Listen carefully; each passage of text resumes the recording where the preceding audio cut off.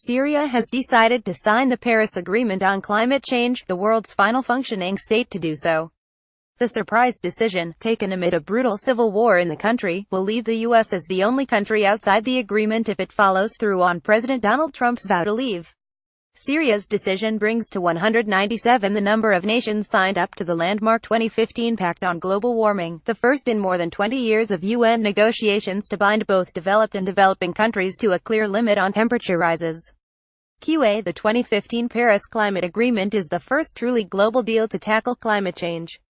It commits governments to limit temperature rises to no more than 2°C, which scientists say is the threshold of safety, beyond which the effects of global warming are likely to become catastrophic and irreversible, and to pursue efforts to limit the temperature increase to 1.5°C. It has been signed by 197 countries. The U.S. is on course to become the only country outside the agreement if it follows through on President Donald Trump's vow to leave. Thank you for your feedback. President Barack Obama signed the accord and it was ratified before his term of office ended, but this summer Donald Trump began the process of withdrawing from it. Withdrawal will take several years under UN rules, so the U.S. officially remains a party until the 4th of November 2020, the day after its next presidential election. The U.S. is the only country to renege on the agreement. Civil society groups said the U.S., the world's largest economy and second biggest emitter of greenhouse gases after China, was now isolated on the world stage. Paula Caballero, global director of the climate program at the World Resources Institute, said now the entire world is resolutely committed to advancing climate action, all save one country.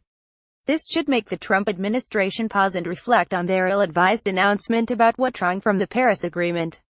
Michael Brune, executive director of the Sierra Club Environmental Group, said as if it wasn't already crystal clear, every single other country is moving forward together to tackle the climate crisis, while Trump has isolated the U.S. in an embarrassing and dangerous position. Trump's desperate moves to help corporate polluters by refusing to acknowledge the climate crisis shows he neither cares about leadership nor does he understand it. Observers said that although the White House could withdraw the federal government from the pact, cities and states in the U.S. would continue to take action on climate change, for instance by investing in renewable energy. The French government, according to reports, said Trump had been excluded from the invitations to more than 100 world leaders to meet in Paris for a climate conference next month, to follow on from the Paris Agreement. The U.S. delegation in Bonn, where 2 weeks of UN climate negotiations are in their second day, did not respond to The Guardian's request for comment. The U.S. is participating in the Bonn talks, according to the UN climate chief Patricia Esposito, but its contributions so far have been low-key. Under UN rules, it will continue to be allowed to do so until the formal withdrawal can be completed in 2020. At the Bonn talks, called COP23 in the UN jargon, countries are hoping to come up with a roadmap to meet the goals set out in the Paris Agreement.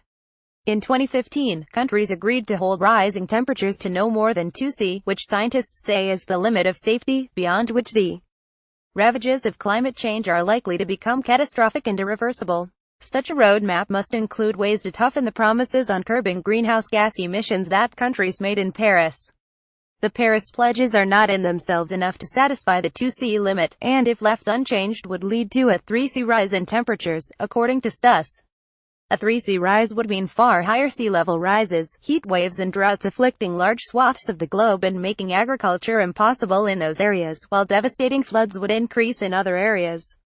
To meet the Paris goals, countries will have to ratchet up their commitments on emissions reductions, which will be a difficult negotiation. Scientific advice at the Bonn conference has been clear, however this year is likely to be the third warmest on record, confirming a warming trend that bears the fingerprints of human activity affecting the global climate. Syria's decision was largely symbolic given the country's disarray, and follows a similar announcement before the Bonn talks by the only other holdout on the Paris Accord, Nicaragua.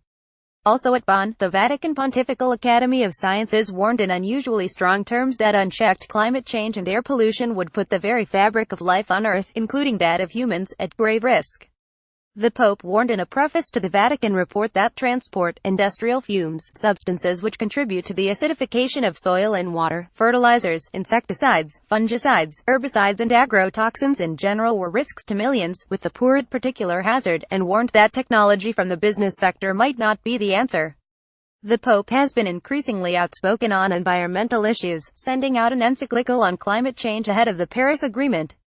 The European Environment Agency reported that the EU was on track to meet its goals on reducing emissions by 2020, with a slight fall in greenhouse gas output last year, but would require more effort to meet its 2030 targets under the Paris Agreement.